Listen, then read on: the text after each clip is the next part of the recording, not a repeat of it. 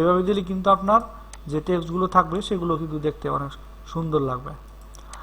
এরপর হচ্ছে toggle case. এখানে যখন আমরা ক্লিক করব, টগল একটি আলাদা ফরম্যাট।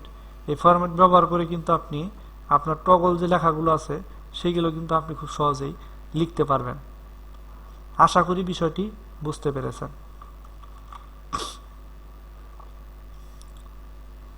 এরপর এটাকে আমি কেটে দিচ্ছি।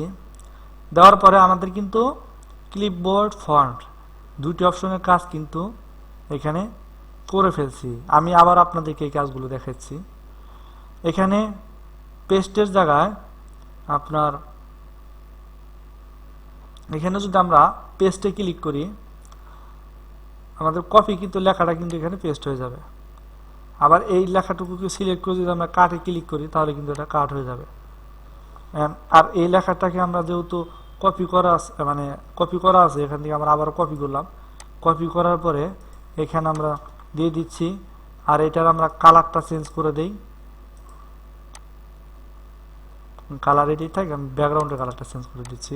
এরপরে ফরম্যাট প্রিন্টারের কাজটা কিন্তু দেখুন পুরোটা সিলেক্ট করলাম, এটা কিন্তু ফরম্যাট প্রিন্টারে এটা কালার কিন্তু পুরোটাই চেঞ্জ হয়ে গেল। এরপর হচ্ছে আপনার ফন্ট চেঞ্জ। পুরোটাকে সিলেক্ট করলাম, এখান থেকে আমরা পছন্দ মতো যে কোনো একটা ফন্ট সিলেক্ট করলাম, ফন্ট চেঞ্জ হয়ে গেল। এখান থেকে আমরা সাইজটাকে বাড়িয়ে কমিয়ে নিতে পারি। এরপরে বোল্ড, ইটালিক, আন্ডারলাইন, ক্রস, দেখুন প্রত্যেকটা জিনিস কিন্তু এখানে আমি আপনাদেরকে দেখিয়ে দিয়েছি যে কোনটার কাজ আসলে কি। এরপরেও আমি আপনাদেরকে যেটুকু দেখিয়ে দিলাম সেভাবে যে আপনারা কাজ করবেন তা না, আপনি আপনার মতো করে সুন্দরভাবে এখানে আরও বিষয়গুলো দেখতে পারেন যে কিভাবে কি করলে কোনটা কিভাবে লিখলে আরো সুন্দর লাগে, আপনার ডকুমেন্টটাকে আরো আকর্ষণীয় লাগে, সেভাবে আপনি কাজ করবেন। এরপর হচ্ছে আপনার